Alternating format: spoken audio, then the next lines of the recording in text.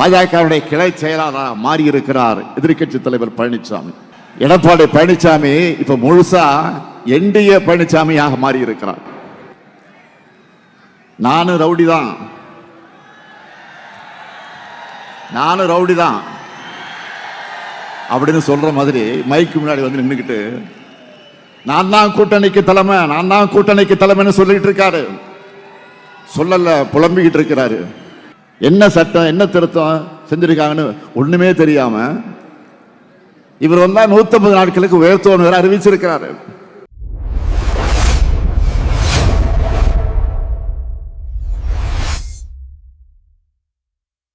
திமுகனா பிரம்மாண்டம், அதுல இளைஞரணினா பிரம்மாண்டம், இன்னும் சொன்னா உதயநிதினா அதை விட பிரம்மாண்டம். ஏன்னா பலருக்கும் பொதுக்கூட்டங்களை நடத்துறது பெரிய சவாலா இருக்கு. ஆனா நமக்கு மாநாடுகள் என்பது வாரம் நடக்கக்கூடியதா ஆயிடுச்சு. இப்போ இந்த மாநாடு மட்டுமல்ல, ஏற்கனவே நடந்திருக்கக்கூடிய மாநாடுகள் மட்டும் இல்ல, இந்த மாதம் மட்டும் இன்னும் 5 மாநாடுகள் நடக்கவிருக்கு. அதுக்கு தொடக்கமாக இந்த விருதுநகர் மாவட்டத்தில் இந்த சந்திப்பை ஏற்பாடு செய்திருக்கக்கூடிய தம்பி உதயநிதி அவர்களை நான் பாராட்டுகிறேன், வாழ்த்துகிறேன். தலைமை கழகத்தின் சார்பில் நன்றி கூறுகிறேன். அதேபோல் இளைஞரணி நிர்வாகிகளுக்கும் என்னுடைய பாராட்டுக்களை ஏன் விருதாக இந்த விருதுநகர்ல வழங்குகிறேன். விருதுநகர்னு சொன்னால நமக்கு நினைவுக்கு வருவது கல்வி கண் திறந்த பெருந்தலைவர் காமராஜர் அவர்கள். பெருந்தலைவர் காமராஜர்னு சொன்னால எல்லாருக்கும் நினைவுக்கு வர்றது மதிய உணவு திட்டம். அதுபோல இன்னைக்கு நம்ம திராவிட மாடல்னு சொன்னா எல்லாருக்கும் நினைவுக்கு வருவது காலை உணவு திட்டம். விருதுநகர்ல மாநாடு நடந்துச்சுன்னா அடுத்த வார தேர்தலில் நம்முடைய வெற்றி உறுதி. நினைச்சு பார்க்கிறேன், 2004 தென்மண்டல மாநாடு நடத்தணும், 40க்கு 40 வெற்றி பெற்றோம். 2019 தேர்தல் பரப்புரைய இங்கிருந்து தொடங்கி 39 இடங்களை கைப்பற்றினோம். 2023 40 நமதேன்னு இங்கே சொல்லி தொடங்கிதான் 2024 40க்கு 40 வெற்றி பெற்றோம். இப்போ 2026 புதிய சாதனை படைக்க நீங்க தயாரா? நம்முடைய டார்கெட் என்ன? வெல்வோம் 200. அதுக்காக உழைக்க நீங்க ரெடியா? நான் ரெடி, நீங்க ரெடியா? கான்பிடென்டா இருக்கக்கூடிய உங்களை பார்க்கும்போது என்னுடைய நம்பிக்கையும் இன்னும் பல மடங்கு உற்சாகத்தை கூட்டுது. இந்த விருதுநகர் மாவட்டத்தில் கால் பதிச்சதுமே எனக்கு பழைய நினைவுகள் எல்லாம் வந்துச்சு. தம்பி உதயநிதி பேசுகிற போது குறிப்பிட்டு சொன்னார், இந்த மாவட்டத்தில் என்னுடைய காலடி தடம் பதியாத கிராமமே கிடையாது. அந்த அளவுக்கு இளைஞரணியை தொடங்கினப்போ அப்ப இந்த மாவட்டத்தினுடைய ஒருங்கிணைந்த மாவட்ட கழகத்தினுடைய செயலாளராக இருந்த அண்ணன் தங்கபாண்டியன் கூட எல்லா கிராமங்களுக்கும் சென்று நான் கொடியேற்றி இருக்கிறேன். எப்போ விருதுநகருக்கு வந்தாலும் அந்த பாசத்தையும் நேசத்தையும் குறைவில்லாம கொடுக்கிறவங்க தான் இந்த விருதுநகர் மாவட்டத்தில் இருக்கக்கூடிய மக்கள். இந்த விருதுநகர் மண்ணில் மருது சகோதரர்களை போல இணைஞ்சு பணியாற்றி கழக கோட்டையை கட்டி காக்கக்கூடிய KKSSR ராமச்சந்திரன் அவர்களுக்கும் தங்கம் தென்னரசு அவர்களுக்கு என்னுடைய பாராட்டுக்களையும் வாழ்த்துக்களையும் நான் தெரிவித்துக்கிறேன். பாருங்க, 2 பேரும் ஏஞ்சி ஒரே நேரத்தில் வணக்கம் வைக்கிறாங்க பாருங்க. அதான் நம்ம KKSSR அவர்களை பொறுத்த வரைக்கும் ரொம்ப பாசக்காரர். யாரை பார்த்தாலும் அண்ணாச்சி அண்ணாச்சி அண்ணாச்சி தான் கூப்பிடுவார், பாசமா பழகுவார். இது வரைக்கும் தமிழ்நாட்டின் வரலாற்றிலே இல்லாத அளவுக்கு இந்த 5 வருஷத்துல சுமார் 22 லட்சம் பேருக்கு பட்டாக்களை அவர் மூலமாக வழங்கி இருக்கிறோம். அப்படிப்பட்ட சாதனை துறையை வழியை நடத்தக்கூடிய அவருக்கு என்னுடைய வாழ்த்துக்களையும் பாராட்டுக்களையும் நான் தெரிவிச்சுக்கிறேன். அதேபோல் இந்த மாநாட்டை மிக மிக எழுச்சியோடும் ஏற்றத்தோடும் ஏற்பாடு செஞ்சிருக்கிறார் நம்முடைய மாண்புமிகு நிதியமைச்சர், என்னுடைய அருமை சகோதரர், இனிய சகோதரர் தங்கம் தென்னரசு அவர்கள். எந்த துறையை கொடுத்தாலும் அந்த துறையில் தனி முத்திரையை பதிக்கக்கூடியவர் தான் அவர். பன்முக ஆற்றல் கொண்டவர், தமிழ் ஆர்வலர். இந்த மாநாட்டு மூலமாக புது முத்திரையை பதிச்சிருக்கிறார். இங்க இருக்கக்கூடிய இளைஞரணியினர் இவங்க 2 பேரையும் பாருங்க. KKSSR சீனியர்,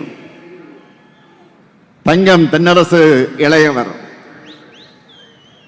ஆனா 2 பேரும் ஒற்றுமையா ஒருத்தர்கிட்ட இருந்து ஒருத்தர் இணைந்து ஆக்கபூர்வமா செயல்பட்டு கொண்டிருக்கிறார்கள். நீங்க எல்லாரும் இவங்களை பார்த்து நிறைய கத்துக்கணும். இவங்க உங்களுக்கு ஒரு எக்ஸாம்பிள். இங்கே கூடியிருக்கக்கூடிய லட்சக்கணக்கான இளைஞர்களை நான் கேட்க விரும்புவது, உங்களை பார்க்க எனக்கு மகிழ்ச்சியா இருக்கு.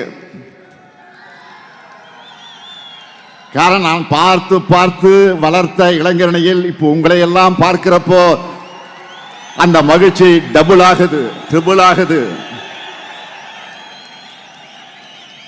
நம்ம திராவிட இனத்தினுடைய மேன்மைக்காக, தமிழ் மொழியினுடைய உயர்வுக்காக, தனித்துவமான தமிழ்நாட்டினுடைய வளர்ச்சிக்காக உங்களையெல்லாம் கொள்கை பிடிப்போடும் கழக பற்றோடும் வளர்த்தெடுக்கிறார் நம்முடைய இளைஞரணியின் செயலாளர் மாண்புமிகு துணை முதலமைச்சர் திரு உதயநிதி அவர்கள்.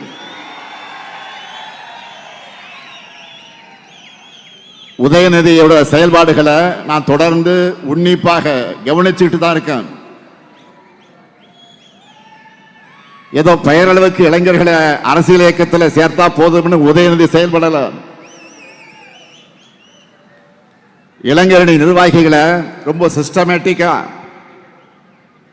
பூத் அளவில் தொடங்கி மாநில அளவு வரைக்கும் செலக்ட் பண்ணி ட்ரெயின் பண்ணி உங்களை நியூ ஏஜ் திராவிடியன் ஸ்டாக்கா உருவாக்குகிறார். நீங்க ஒவ்வொருத்தரும் தந்தை பெரியாருடைய கொள்கை வாரிசுகள், பேரறிஞர் அண்ணாவுடைய கொள்கை வாரிசுகள், முத்தமிழறிஞர் தலைவர் கலைஞருடைய கொள்கை வாரிசுகள். நீங்க தான் அடுத்து நம்ம கழகத்தை தமிழ்நாட்டையும் காப்பாற்ற போறீங்க. நான் வருகிற வழியில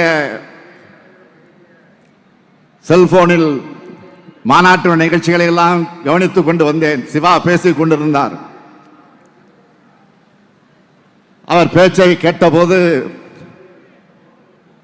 அதை நான் சொல்ல வேண்டும், நானும் அதை வலியுறுத்த வேண்டும் என்று முடிவு செய்துதான் இந்த மேடைக்கு வந்தேன். உங்களை எல்லாம்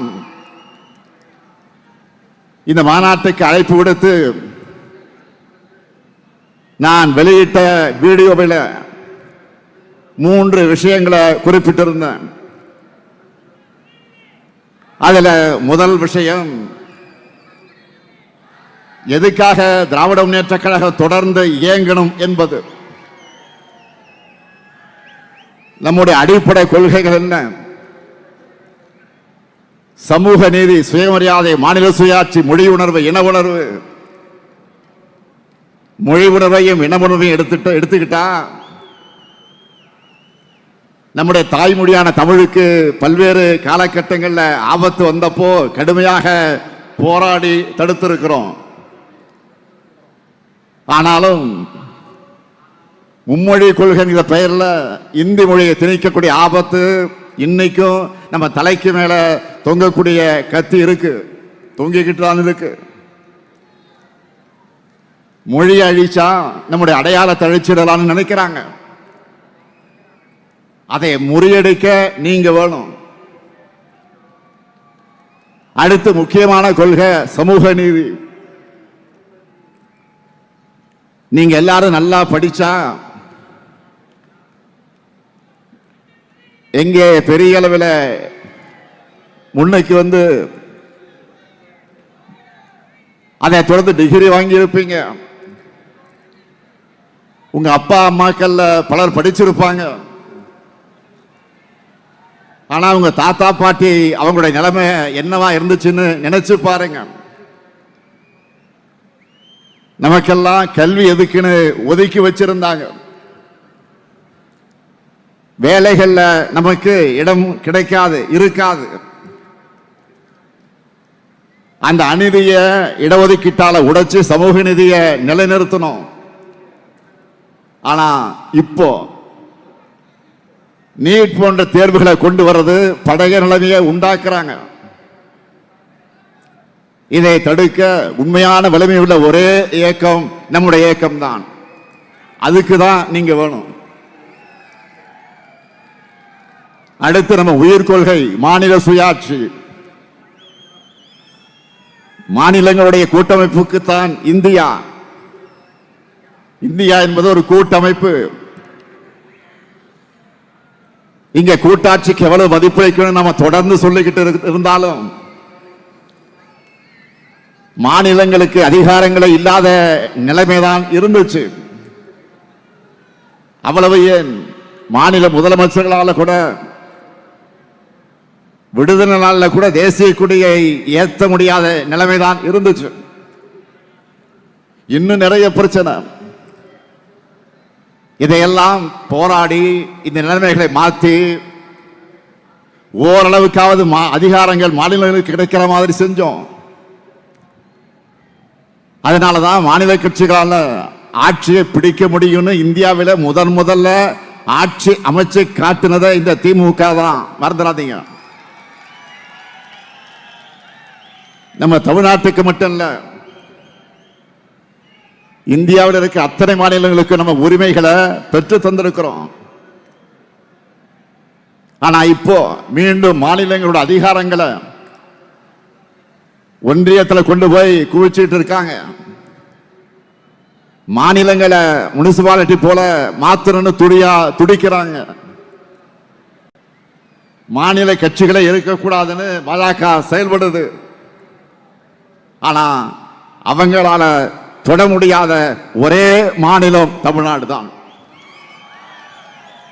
இதை பாதுகாக்க நீங்க தேவை. அடுத்து நம்முடைய உறுதி கொள்கை என்ன? சுயமரியாதை. இடுப்புல கட்டியிருந்த துண்டு தோளுக்கு வந்த வரலாறு அது. தன்மானம் தான் உயிர் மூச்சுன்னு தமிழினம் தலை நிமிர்ந்த வரலாறு. ஒவ்வொரு தனி மனிதனுடைய சுயமரியாதையை காப்பாற்றி தமிழ்நாடு தலை நிமிர்ந்து நின்னா, இப்ப அடிமைகளும் துரோகிகளும் எதிரிகளும் கூட சேர்ந்துகிட்டு ஒட்டுமொத்த மாநிலத்தோட சுயமரியாதை அடகு வைக்க முயற்சி பண்றாங்க. அதனால்தான் தமிழ்நாடு தலைகுனியாது என்று சொல்லக்கூடிய தெம்பும் திராணியும் நெஞ்சுரமும் கொண்டிருக்கக்கூடிய ஒரே இயக்கமாக நம்முடைய திராவிட முன்னேற்ற கழகம் விளங்கிக் கொண்டிருக்கிறது. சுயமரியாதையை விட்டுக் கொடுக்கும் கூட்டத்தை வீழ்த்த நீங்க எல்லோரும் தேவை. அதனாலதான் சொன்னேன், தமிழ்நாட்டுக்கும் தமிழினத்துக்கும் திராவிட முன்னேற்ற கழகத்திற்கும் என்றும் நீங்கள் தேவை. உங்களை போன்ற உடன்பிறப்புகள் எண்ணிக்கை அதிகமானா ஒரு நூற்றாண்டு மட்டுமல்ல, இன்னும் பல நூற்றாண்டு காலத்திற்கு திராவிட முன்னேற்ற கழகத்தை எந்த கொம்பனாலும் தொட்டு கூட பார்க்க முடியாது.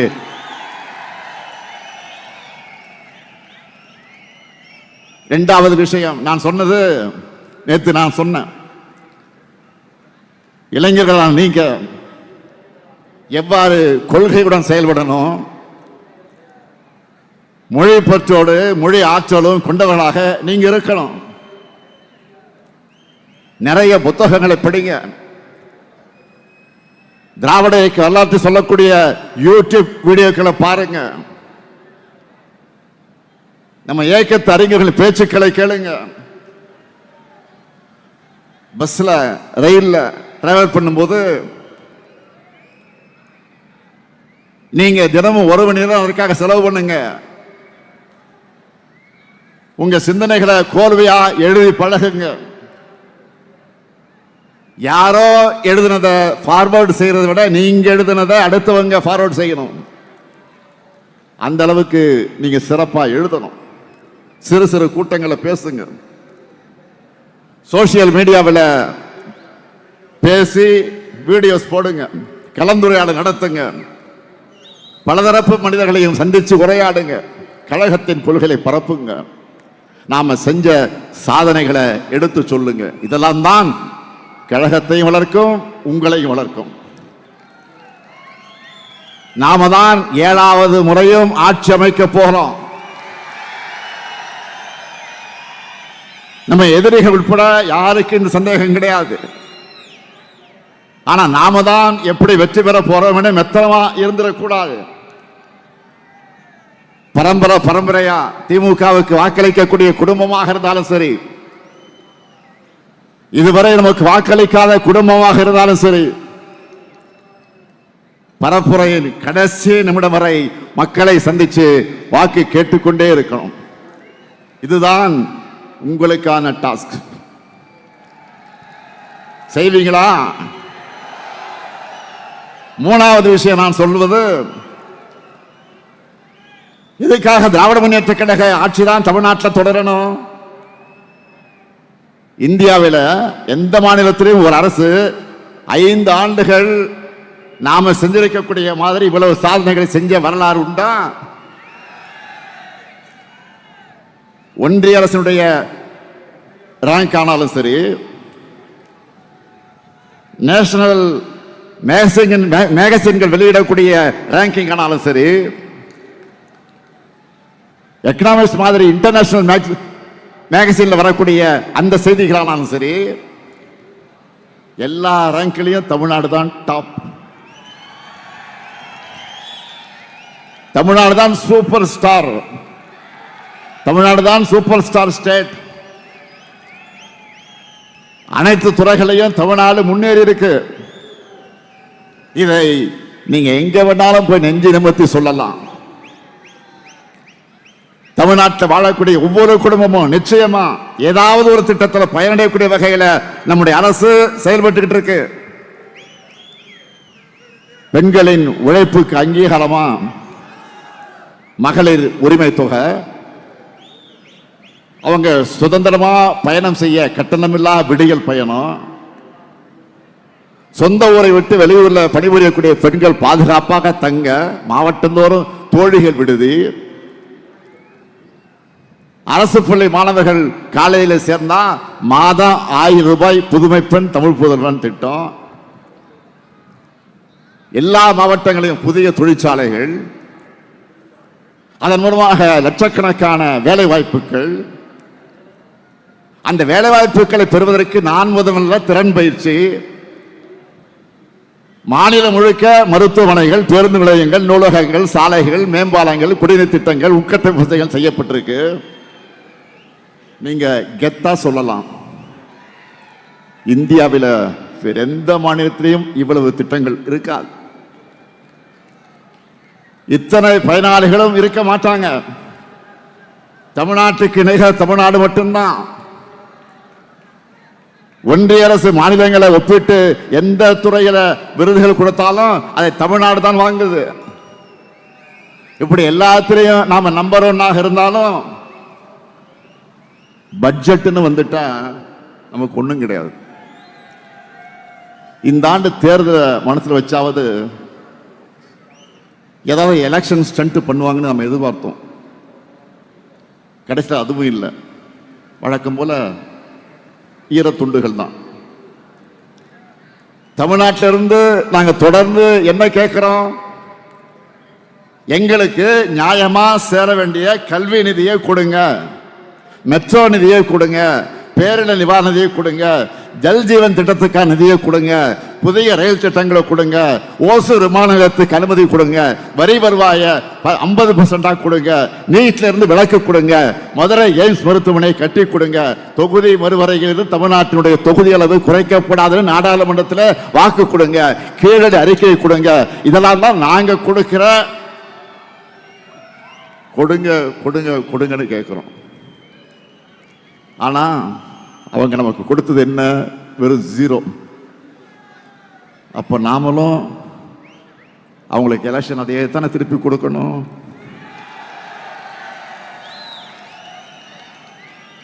பாஜக மட்டுமில்லாம ஒட்டுமொத்தமா என்டிஏ கூட்டணியும் 2024 நாடாளுமன்ற தேர்தல் போலவே சட்டமன்ற தேர்தலையும் 0 ஆகணும். தமிழ்நாட்டுக்கு 0 சொன்ன ஒன்றிய அரசை எதிர்த்து குரல் கொடுக்காம பாஜகவுடைய கிளை செயலாளராக மாறி இருக்கிறார் எதிர்க்கட்சி தலைவர் பழனிசாமி. எடப்பாடி பழனிசாமி இப்ப முழுசா என்டிஏ பழனிசாமியாக மாறி இருக்கிறார். நானும் ரவுடி தான் அப்படின்னு சொல்ற மாதிரி மைக்கு முன்னாடி வந்து நின்றுக்கிட்டு நான் தான் கூட்டணிக்கு தலைமைன்னு சொல்லிட்டு இருக்காரு. சொல்லல, புலம்பிக்கிட்டு இருக்கிறாரு. இந்த நிலையில ஒரு வித்தியாசமான போராட்டத்தை இப்போ அவர் அறிவிச்சிருக்காரு. பாஜக அரசு கொண்டு வந்திருக்கக்கூடிய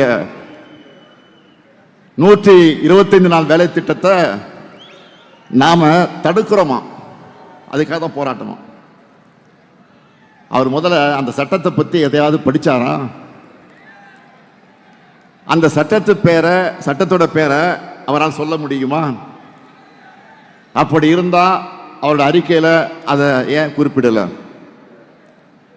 100 நாள் வேலை என்பது உரிமையா இருந்தபோது அப்ப 50 நாள் கூட பாஜக அரசு வேலை தரல.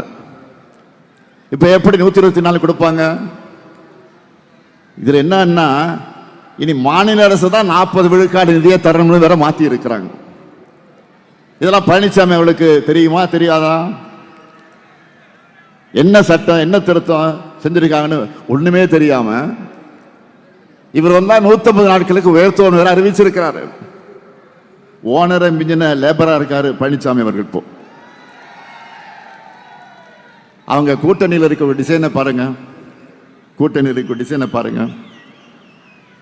அம்மையார் ஜெயலலிதாவுடைய மரணத்துக்கு பிறகு முதல்ல சசிகலா அவர்களை முதலமைச்சராக்க நினைச்சாங்க. அது முடியாம போன காரணத்தினால தான் கூவத்தூர்ல வச்சு பழனிசாமி கொண்டு வந்தாங்க. தனக்கு பதவி கொடுத்தவங்களையே கட்சியிலிருந்து நீக்கினார் பழனிசாமி. போன எலெக்ஷன்ல பாத்தீங்கன்னா எல்லாரும் பிரிஞ்சு நின்னாங்க. இப்போ இதுல பாதி பேர் பாஜக கூடவே திரும்ப வந்து சேர்ந்துக்கிட்டு இணைஞ்சிட்டாங்க. இப்போ இவங்க மொத்தத்துல மக்கள் நலனுக்காக கூட்டணி நடத்தல, இவங்களுக்குள்ள ஒரு மியூசிக்கல் சேர் தான் விளையாடுவாங்க. அது மாதிரி மியூசிக்கல் சேர் விளையாடிக்கிட்டு இருக்காங்க. நடக்க போற தேர்தல் தமிழ்நாடு வெர்சஸ் என்டிஏ. இதுல நாம தமிழ்நாட்டை ஜெயிக்க வைக்கணும். தமிழ்நாட்டில் தோல்வி என்பது பாஜகவுக்கு புதுசல்ல. தினமும் காலையில சூரியன் உதிப்பதை போல அவங்களுக்கு ரொட்டீன். ஆனா இதுவரை அடைந்த தோல்வியை விட மிகப்பெரிய தோல்வியை பாஜகவும் சுயநலத்துக்காக சுயமரியாதை விட்டு டெல்லிக்கு சேவகம் செய்யக்கூடிய அடிமை அதிமுக அடைய போகுது. இதுவரை அடைந்த வெற்றிகளை விட மிகப்பெரிய வெற்றியை திமுக தலைமையிலான மதச்சார்பற்ற முற்போக்கு கூட்டம் அடைய போகுது. வளர்ந்த தமிழ்நாட்டை மேலும் சிறந்த தமிழ்நாடாக உயர்த்துவோம். முன்னேறிய தமிழ்நாட்டை இன்னும் முற்போக்கான தமிழ்நாடாக உயர்த்துவோம். அதற்கு இளைஞர்களுடைய உங்களுடைய முழு ஒத்துழைப்பு கொடுக்கணும். உங்க உழைப்புக்கான உயர்வு நிச்சயம் உங்களை தேடி வரும். தம்பி உதயநிதி சொன்னார, தொடர்ந்து ஒவ்வொரு நிகழ்ச்சியும் சொல்லிட்டு இருக்காரு அவரு. என் கூட இளைஞர்கள் இருந்தவங்க எல்லாம் இப்ப பல்வேறு பொறுப்புகளுக்கு உயர்ந்தாங்கன்னு நேற்றைக்கு வெளியிட்ட வீடியோவில் கூட நான் சொல்லி இருக்கிறேன். இது குறித்து ஒரு லிஸ்டை கூட எடுத்து பார்த்தேன். இப்போ அமைச்சரவையில் இளைஞரணியில் இருந்தவங்க 10 பேர் அமைச்சர்களாக இருக்கிறாங்க. இப்போ 24 பேர் எம்எல்ஏக்களாக இருக்காங்க. 4 பேர் எம்பி நாடாளுமன்ற உறுப்பினராக இருக்காங்க. மேயரா 3 பேர் இருக்காங்க. இதுக்கு முன்னே இருந்த கேபினெட்லையும் இளைஞரணியில் இருந்து அமைச்சர்களாக தேர்வாகி இருந்தாங்க. அப்படிப்பட்டனா மறந்துடுவானா? என் மூத்த பிள்ளை இளைஞரணி சொன்னார தம்பி உதயநிதி, நீங்க உண்மையா உழைச்சா உங்களுக்கான வாய்ப்புகள் நிச்சயம் உங்களை தேடி வரும். உங்க சீனியர்ஸ் போல உங்க முன்னோடிகளை போல நீங்களும் உழைக்கணும். மூத்தோரை மதிச்சு இளையோரை அரவணைச்சு உடன்பிறப்புகள் ஒரு தாய் மக்களா அன்பு செலுத்துங்க. உங்க எல்லாருக்கும் என்னுடைய மனமார்ந்த பாராட்டுக்கள், வாழ்த்துக்கள். உழையுங்க. அதுவும் உங்க தனித்தன்மை எல்லோருக்கும் தெரிகிற மாதிரி உழையுங்க. உங்க உழைப்பால கழகத்தை மாநிலத்தை உயர்த்துங்க. அடுத்து வெற்றி மாநாட்டில் மீண்டும் சந்திப்போம். தமிழ்நாடா என்டிஏவா என்ற ஜனநாயக போர்ல நாம் வெல்வோம் ஒன்றாக. நன்றி, வணக்கம்.